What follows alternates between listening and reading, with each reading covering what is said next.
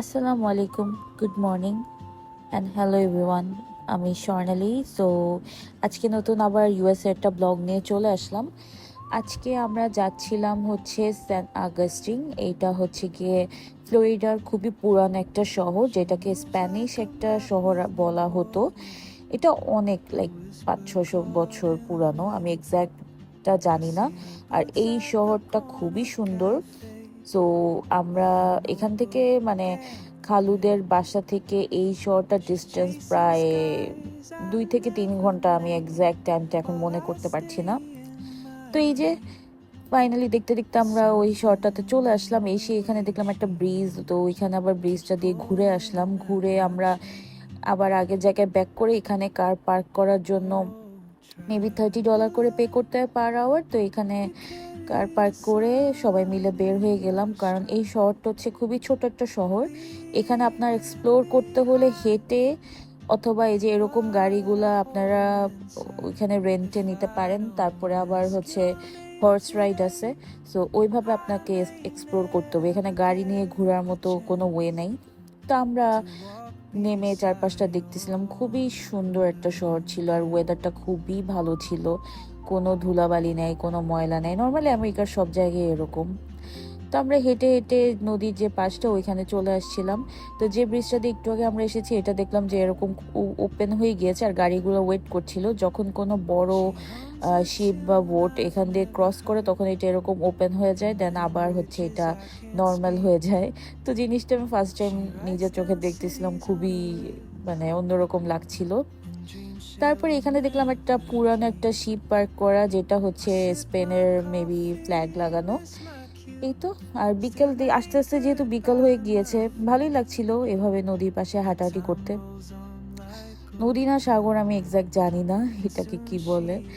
তো দেখলাম হঠাৎ করে অনেক বড় একটা ঘোড়ার গাড়ি চলে আসলো, মানে ওরা এখানেই মানে বিকালবেলা আর কি রাইড করে।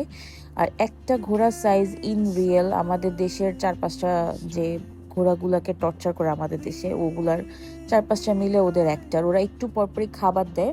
নর্মালি আমি হর্স রাইড লাইক করি না, বাট এইখানে হর্সগুলাকে এত কেয়ার করে।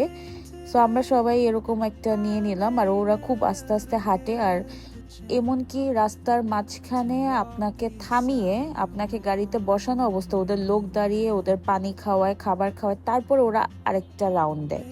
মানে ওরা এত কেয়ার করে। আর আমাদের দেশের ঘোড়াগুলোকে তাকে তো অনেক টর্চার করে। আর সেকেন্ড হচ্ছে গিয়ে সারাদিন পরে রাতে একবার খাবার দেয়। তো এইটা দেখতেছিলাম, এটা অনেক 500 বছর পুরানো একটা কবরস্থান ছিল, খুবই হন্টেড টাইপের লাগছিল। মানে লোকটা আমাদের লিটারেলি সব বলতেছিল, আমি এখানে আর ভয়েসটা দেই নাই। আর এই কুকুরটা ঘোড়াটাকে দেখে চিল্লাচ্ছিল ওকে ফু দিলে ও উড়ে যাবে, এত ছোট। আর এইগুলাতে মানুষ থাকে যারা অনেক বছর ধরে থাকে আশেপাশে বাসাগুলাতে। ভালোই লাগতেছিল। আর যে গাড়িটা চালাচ্ছিল উনি আমাদের তখন সব কিছু ডিটেলস বলতেছিল, যেটা আমি এখানে ভয়েসটা দেওয়া হয়নি। মানে সবকিছু কত বছর পুরানো, এখানে প্রত্যেকটা বাড়ি ঘর সবকিছু কিন্তু অনেক পুরানো। আর এইটা একটা চার্চ, যেটা এরকম একদম ফার্স্ট চার্চ এখানে। উনি বলল আমাদের প্রত্যেকটা জিনিস উনি দেখায় দেখায় দিচ্ছিল। আর এটা আরবি লেখা, এইটা কি ছিল আমি এক্সাক্ট জানি না। এই বিল্ডিংটাও খুব সুন্দর ছিল। তো এরকম করে অনেক, মানে শহরটা এত ছোট যে আপনি হেঁটে হেঁটেও দেখতে পারবেন। তো ভালোই লাগতেছিল বিকাল দিকটাতে এভাবে সবাইকে নিয়ে ঘুরতে। আর যেহেতু উনি সব ডিটেলস বলতেছিল আমরা সবাই শুনতেছিলাম। তারপর উনি দেখালো এটা একটা বাসার একটা দেয়াল, যেটা পুরাটা শামুক দিয়ে বানানো। তারপরে ঘুরতে ঘুরতে একটা রাউন্ড দেওয়ার পর উনি আবার আগের জায়গায় আমাদের নামিয়ে দিল।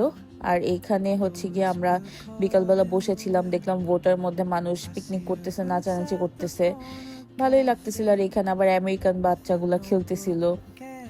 মানে ওদের জন্য না, এই কারণেই মানে ওই জায়গার মানুষ এত সুস্থ থাকে, সবকিছু অনেক বেশি রিফ্রেশিং। আর বিকাল দিকটা যেহেতু ঠান্ডা ঠান্ডা একটু বাতাস ছিল, ভালোই লাগতেছিল। সবাই আমরা বসে বসে গল্প করতেছিলাম।